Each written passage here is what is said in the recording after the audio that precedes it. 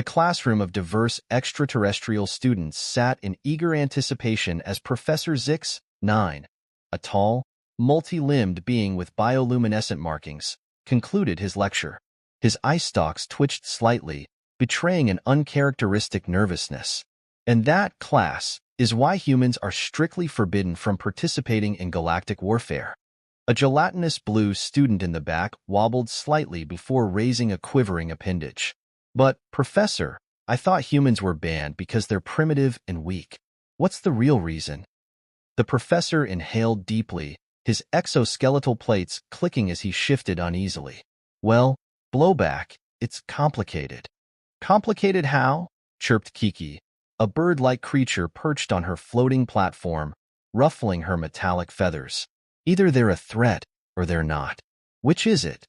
Professor Zix, 9 sighed, a sound not unlike a pressurized valve releasing steam. Very well. I suppose you're all old enough to know the truth. He dimmed the classroom's ambient lighting, the air thickening with tension. It all started with the Great Zorian War of 3576. The class collectively leaned forward, or at least, those with a physical structure that allowed leaning. Others merely shifted or squished in anticipation. The Zorblins, thinking themselves clever, decided to recruit a handful of humans as auxiliary forces. A minor contribution, really, some extra soldiers to use as cannon fodder. The professor chuckled, a dry, rattling sound. Oh, how wrong they were. Blowback burbled excitedly. Did they get vaporized instantly? If only, Zix, 9 muttered darkly. No, what happened next was, well, it redefined the term overkill. A ripple of unease passed through the classroom.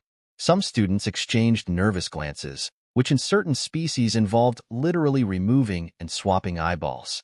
You see, the professor continued, humans have this quaint little concept called war crimes. Most species fight until one side is dead or surrenders. But humans? They made a list of things that were too cruel, too inhumane to be done in warfare. Kiki tilted her head. That sounds noble.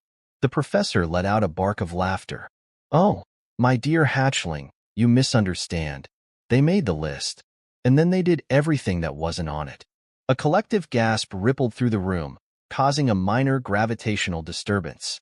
While the Zorblins were busy congratulating themselves on their new primitive allies, the humans were already 3 steps ahead.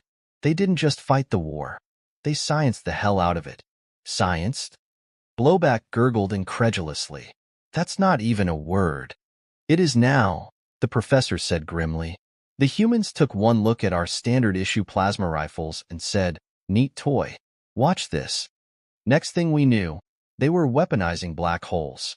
Kiki's feathers stood on end. But that's impossible.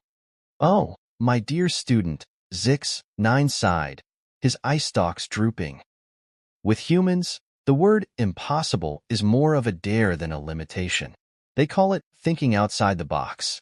We call it breaking the fundamental laws of physics and common decency. Silence fell over the room as the students tried to process this revelation. But surely, a robotic student beeped from the front row. Our superior numbers would have. The professor cut him off with a hysterical giggle. Oh, you poor, naive calculator. Humans don't care about numbers. They care about stories. One of their military leaders once said, quantity has a quality all its own. The humans took that as a personal challenge to prove him wrong. The robotic student's circuits buzzed in distress, struggling to process such a logical warfare. Zix, 9 lowered his voice to a whisper. Before we knew it, they turned our own technology against us. Remember that fancy new faster-than-light drive we were so proud of? He exhaled. They weaponized it.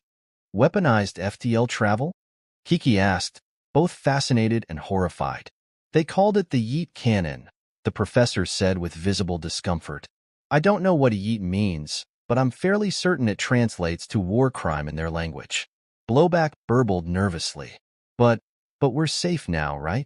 The humans are contained on their homeworld? Zix, 9 laughed, a hollow, joyless sound. Contained? He shook his head. They agreed to stay on their planet.